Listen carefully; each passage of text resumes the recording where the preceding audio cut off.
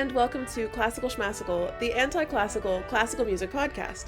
Tune in every Saturday as we discuss, deconstruct, and dissect what it means to be a musician in the modern world. I'm your host, Alexa Letourneau. I use any pronouns you like, and our guest this week is Caitlin Edwards. Hello, everybody. I'm so excited to join Alexa this week for Classical Schmassical. My name is Caitlin. I use she, her pronouns, and I'm so excited for our conversation today. Just to get to know you a little bit before we really get into the meat of our conversation, can you talk briefly about your career or how you got to where you are today and like what your musical life looks like?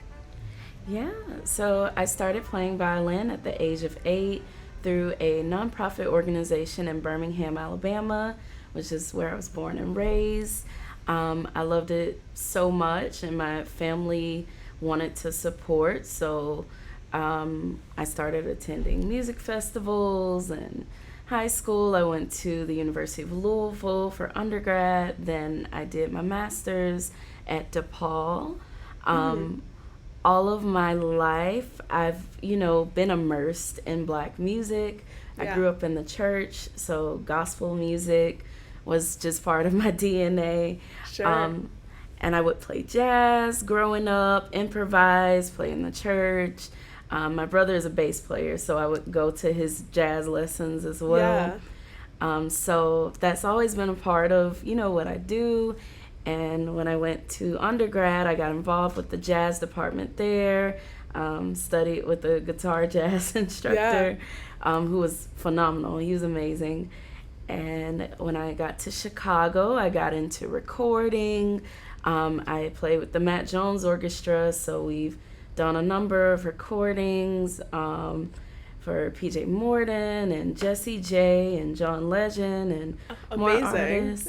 Yeah, it's really cool. And what else have I done? Oh yeah, I was a fellow with Chicago Sinfonietta for 2 years. Amazing. Yeah. So just a lot of, I would say I'm your quintessential freelancer. I have my hands in different buckets, and I teach as well. So cool. Yeah. So I know you said that you're from Birmingham and then moving up to the Chicago area. What is like the impact of geography been on your music? Did the shift from those two places, and their musical cultures, both of which are so rich, impact your artistic practice, or was it more still being immersed in the Black music tradition? What was that transition like? I would say it furthered my musical upbringing coming to Chicago. When you're in school and you're studying, performance, you're focused on that. You're focused on the concerti and all the things you have to do. But coming to Chicago, there's such a plethora of artists in all types of Black music that you can imagine. Mm-hmm. And just coming to Chicago gave me the freedom to really dive into it. Okay, I don't have to be scared to improvise. Yeah. If anything, is more welcoming to do that. So I love being in Chicago, and definitely have grown. That's so great. I'm also, just as a brief definition, I'm curious as to how you interpret Black music, because I know that it's kind of up in the air, and especially as we're fighting for a more equitable representation and a more diverse more diversity within different musical traditions. I'd be really interested to know what that means to you. Yeah, Black music to me, I define it as, I hate to put it in genres, but gospel music, R&B, neo soul, soul. Honestly, rock, American music, what we define as American classical music, I would say is Black music, because it all stems from Black people creating these things, and then people, furthering it into different arenas. But yeah.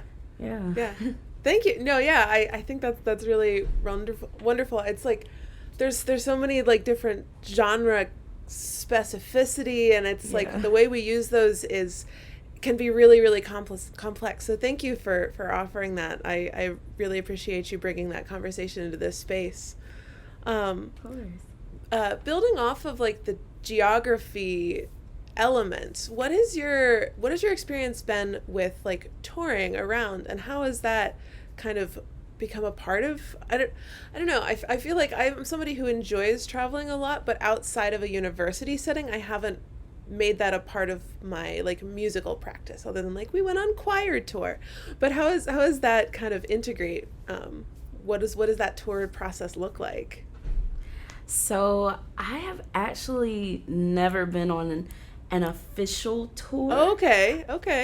I've traveled internationally to perform and give master classes. Gotcha. So that was, I mean, I recently, I guess in 2019 and 2018, I traveled to Nairobi, Kenya to perform in their productions of The Nutcracker, but also to give master classes and Oh, wow. perform a bit. So, that was fun. It was exhausting. Like there there would be some days where we would do 3 full performances of The Nutcracker. My gosh. Back to back. Yeah. Wow. It was insane. But just being immersed in the culture, eating food, breaking bread with the students, having a good time, going out, just experiencing Nairobi. It was a blast. It was fun. Yeah, I love that. I did a study abroad, and the same thing, even though like I was in Vienna, so like the seat of what many would refer to as the classical tradition. But even so, just like getting to live within a whole entire like different artistic community, it can be something that's so special and so inspiring. Definitely. Yeah. And then as a recording artist as well, I know you mentioned like on your website doing like remote recordings, and I'm wondering what part has this played in your music up to now? Is it something that's sort of newer with the pandemic, or were you like ready to go because you're like, oh, I already do this? Yeah. No, I was not ready to go. Okay, that's fair. That's fair. I don't think anybody was ready to go, so maybe that was poorly phrased. Oh no. No, yeah. I have a friend, and he's an awesome cellist. He's been doing remote recordings, like video games, movies, all that stuff for years. And he told me like a couple of years ago, he's like, you might want to get in on this thing. Like, you should probably, and I'm like, oh, I'm busy. I'm doing this, I'm doing that. And well, the pandemic happens. And honestly, I got into it because I was fiddling around with this app called BandLab. Okay. I've never heard of that. It's really random. I was looking for like a looper, an app where I could just press something, it plays a track, and I can just go, and then I can press something else. But turns out BandLab had a DAW built into the app. And so I was like, okay, let me try some stuff out. I found this track I really liked, and I started recording, and eventually I made my first single. And amazing. Yeah, using like Apple earphones, like with the little mic on the side. And so after that, I kind of got used to that process. But then my same friend was like, so you're going to buy a mic? Like, you need a setup. And I'm like, yeah, let's get it. And so I got it. And it was crazy. A couple of days after I got it, I was asked to record on a John Legend album, which was released earlier this year. Like, it's called Bigger Love. Oh, wow. So it was pretty crazy. I was learning how to use Logic while also trying to play in tune and play these crazy charts. Oh, yeah. Oh, the return of, like, getting to play with people again. I'm like, oh God, gosh. I forgot that I have to, like, tune and play in tune with not just myself. It's been a weird shift. What was it like to like play on John Legend's album? That's amazing. Like what was that? It was cool, you know. It was towards the, honestly, maybe it was in May, the month of May. Sure. Yeah. So we had a few months into the pandemic. And I was literally in my bedroom, and I would just wake up, eat some oatmeal and be like, okay, we're going to record today. Yeah. And I think we recorded maybe a total of 6 or 7 songs on the album. And the process for it would be we would record 2 songs every day, send them by the end of the day. And yeah, just it was fun. Wow. That's so fun. Yeah. And you have your own album as well, right? That came out this year. I'd love to know more about that if you want to share anything. Yeah, of course. Thank you. So the name of the album is called Exhale. It's modeled after my first single called Exhale as well. Yeah. It's a great album name, by the way. I don't know. It's so evocative and like, so cool. Thank you. Yeah, I was having issues trying to figure out what to name it. But then the word exhale, throughout this pandemic, there were so many things going on politically, mentally with the virus, and it was just a lot. And so I found myself in situations where, I guess I don't want to use the word overstimulated, but there's so many things where I just had to tell myself, stop. Let's just breathe, okay? Yeah. Inhale, exhale. And, we're exhaling, all the fears, all the doubts, the anxiety, just out of my system. And that's basically what the album is. It's literally, I'm influenced by the music I listen to. So during the pandemic, I was listening to a lot of gospel, a lot of neo soul, hip hop, all those things. And it's my voice. Not, physically, vocally, but, through the violin, a lot of layering of strings, combined with like drum tracks. I had a few friends that play piano. There's a track with my brother playing bass. It's beautiful. Yeah. I love that collaborative nature, and I think that's it's a powerful tool, especially in times when everybody was apart, to create a piece of art that like I think that the thing that music has most done for me during this time, even as like somebody who's still actively studying it, has been making that space to just be and not worry about the absolute onslaught of information and like, oh, what are the R numbers today, and like, are we going to be like, it's a lot of stress, and making that kind of space and doing it with people that you are, getting to work with is really, really, I mean, it's very needed and also very commendable in the pandemic situation. Thank you. I'm glad the opportunity came about to just create, pandemic, crazy in itself, but there were a few things to come out of it.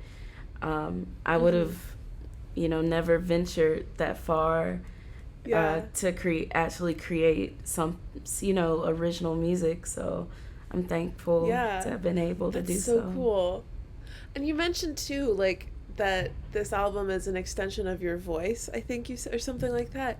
And I talk about voice a lot because it's my research focus. So I'm going to ask you the question that I ask a lot. Anybody that brings up voice, how would you define your voice, and how did you kind of come to realize it or discover it, or what has your relationship been like with your voice and that sense of authenticity in your music?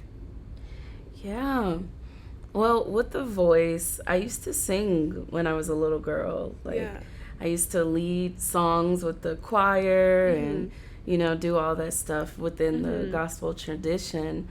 But as of, I don't do that anymore. But I say I sing through my instrument now. Yeah. And honestly, it's hard for me to explain. Like, it's just a connection between me and the instrument. I would say my voice is strong, it's present, it's dramatic, a little bit of drama, but it also holds, I guess, I don't want to say pain, but it holds like true emotions that I'm feeling, things I want to just break out and say. And yeah, with the violin voice, I'm free. With my voice, I'm kind of like, No, that's incredible. Thank you so much. I really resonate with that, and I think that's awesome. Yeah. So, also talking about more recent projects that are especially coming up this sort of weekend. Huge congratulations on being selected as one of the recipients of the 3Arts grant. That's beyond exciting. Can you talk a bit more about that whole process, especially like what the process looks like and how this is going to impact your musical career? Yes. So I'm overjoyed. I'm like jittery. Like I woke up this morning like, oh my gosh. Yeah, it's beyond exciting. Yeah, I'm so thankful to 3Arts. I'm thankful that they're such an amazing resource for creatives and artists in Chicago. Yeah. And it's beautiful because there's so much talent, so much rich musical history here. So really grateful for 3Arts. As far as the process, just one day I got an email saying that I had been nominated for this grant. And I looked it up and I was like, whoa, like this is for real. Yeah. And I was like, well, I have to apply, like I have to do it. I have to at least try, because who knows if I'll ever be nominated for this thing again. Yeah.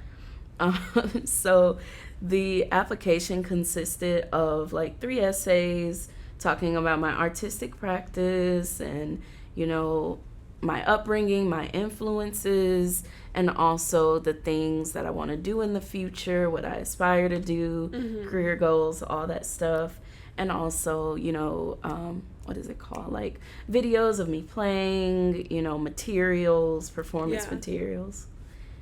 And yeah, I got the call like maybe a month or two later that I got it. That's amazing.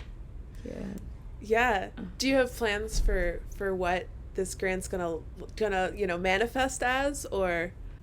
Yeah. So I really want to further delve into the projects that I've always wanted to do, like crazy ideas that I've kind of put on the back burner.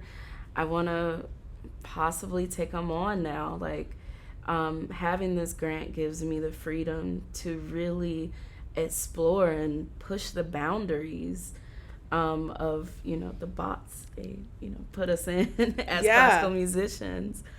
But yeah, I'm really excited. I really want to establish a mentorship sort of thing with students from back home in Birmingham, connecting them with young professionals in their field, just so they, you know, have somebody they can look up to and talk to and get advice from. So that's one of the many things I want to delve into. Still figuring it out. What an amazing idea for you know, I can't think of a better use than you know, providing mentorship and inspiring people like as you are already doing, and bringing that to the next level in such a personal way is really amazing. Thank you. I'm like, why not? Like, yeah, it needs to happen. I mean, very much why not? Yeah, that's such a great attitude to have.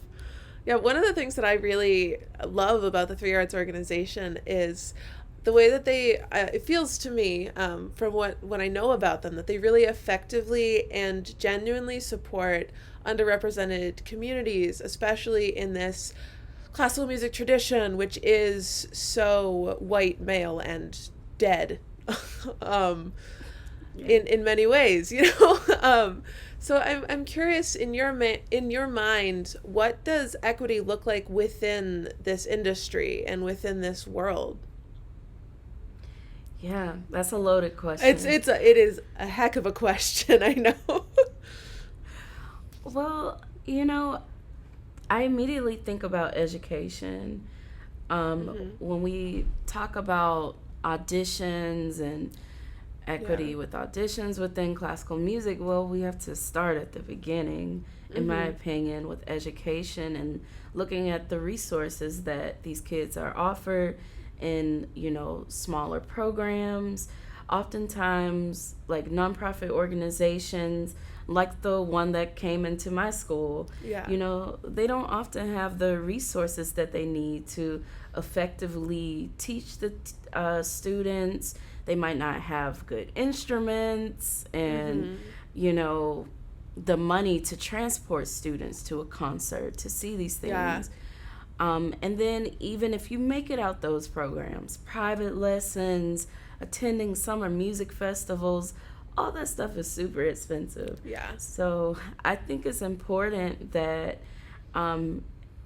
people that have the means to support smaller organizations, nonprofit organizations that are truly doing the work, going to, neighborhoods that don't have music programs in the schools, people that are doing that work, they need support. So I definitely think money needs to be invested into these programs.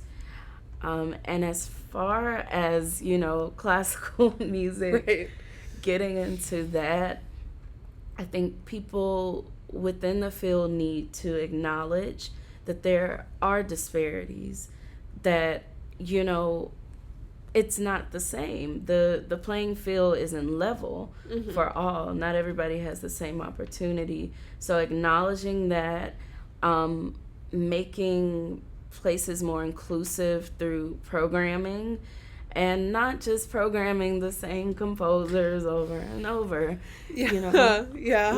Look at these living composers now that are, doing the work, doing incredible things within new music, within, just all music. Programming is so important. Representation as far as like who you're getting to perform in these concert halls is important. And to me, it's not only important for, the bigger established organizations, but it's important for us, our generation. A lot of us are, branching out, doing our own thing, creating our own festivals, and it's incredible. But I think it's important that we keep these things in mind, and we keep striving to create a better environment, a better field for the next generation, for those kids that are coming up. Yeah, that's amazing. And there really is so much to be said for representation. I was just having this conversation with one of my friends, I think last night, where we played a Florence Price piece in orchestra, and it was amazing. It was on our women's concert, which was less amazing, and it was like, okay. And then anytime we wanted to talk about, we should program more Black composers, we should program more women composers, it was like, we did that Florence Price piece. And like, we love Florence Price. That's not at all what we're here to say, but why is she the only one that we have? Why is this? She's slowly entering the canon, and we love that. But like, it is a bare minimum to have one Black female composer. Like, why is this the only person that we have? And I think really, like, there's a lot to be said for like calling out that kind, like, because I don't know. It was a big conversation, and I was just like, we didn't come to any conclusion other than Florence Price is great. Why is she the token that we've all clinging to, and calling out that sort of bare minimum execution of diversity practices is it's, there's a plethora of living composers, so many excellent Black women composers, excellent Indigenous people, like women, everybody, and I don't know, people they like to just stick with the same thing. The BSO has programmed Florence Price, let's do it too. The same thing, and the same aesthetic too. Like, I don't know, let's get a little more groove in the orchestra, and it goes deep. You mentioned groove, and that's something I've kind of been revisiting over in my mind about orchestras and everything. Everybody's so, straightforward, and Very. we're gonna play. I've played this Beethoven symphony the same for the past 40 years. Yeah. It's gonna be what it is. But if it's a pops concert, people feel like, oh, this music isn't anything, whatever. Yeah. But I think once it's a holistic thing, the musicians, the organization as a whole, the business part of it. Once we, really become passionate about what we're doing and perform with intention, program with intention, I think that'll really bring in people and keep things going, keep things afloat. Yeah. Or thriving. Yeah. So as I mean, it's another big question, but like with all of these systematic changes that really are going to be like the catalysts to having a more equitable industry and a more equitable just society in general, how do you see individuals like best using privilege to support this goal, especially in something that is just so monumental? Like I don't make programming decisions, and you don't make programming decisions for these giant orchestras. How, yeah, what? Honestly, so okay, yes, money. Yeah. Money is always important. So give to your local arts organizations, the smaller ones, that's important. But also, if you hold positions on boards, like, speak up, because you do have the power to say things, to help change things, even when I'm not a connoisseur on like, what is it called? Arts management. But I believe board members do have power to say, hey, I wouldn't mind a black composer or 3 on this on this concert, or what are we doing to ensure that this fellowship program is benefiting, whoever is part of it. So the board, money, and also just speaking up. Whatever, everybody has a platform, big or small. And so whatever you can do, however you can affect things, go for it. Yeah. Yeah, I think that's really great advice, because like you said, we all have a platform. You have a couple friends, and maybe they have a couple more friends, and it's that journey of 1,000 miles begins with a single step, or whatever nonsense they put on inspirational posters, but like it is true that yeah. So I want to be really respectful of your time, but before we start wrapping up, is there anything else that you would like to talk about? Any upcoming projects or things that you are super excited about? Or that's a great question. I'm doing quite a bit of traveling in this next month. Performing with different ensembles like Iris Orchestra and Recollective Orchestra, and my ensemble Decomposed here in Chicago. We're doing our final event of the year. We're the ensemble for an opera, a chamber opera called Undying Love, here in Chicago. It's taking place November 12th. And if you visit, I guess, hearingincolor.com, you'll see the tab for Undying Love. And yeah, it should be a really cool production. So I'm excited.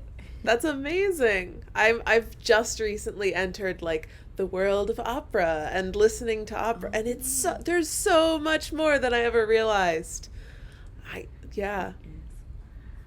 I really need to get into opera. I've only seen, well, of course, I've played a few, but actually watching it, I've seen one opera at Lyric, and I was blown away.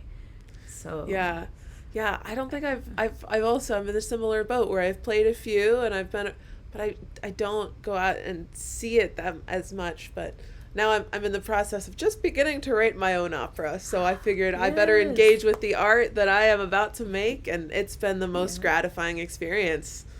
Wow. Congratulations. Oh, thank you. That's amazing. It's a lot, but you know, it's another opportunity to engage and to talk about issues, and like I'm trying to use this opera as a platform, and Yes.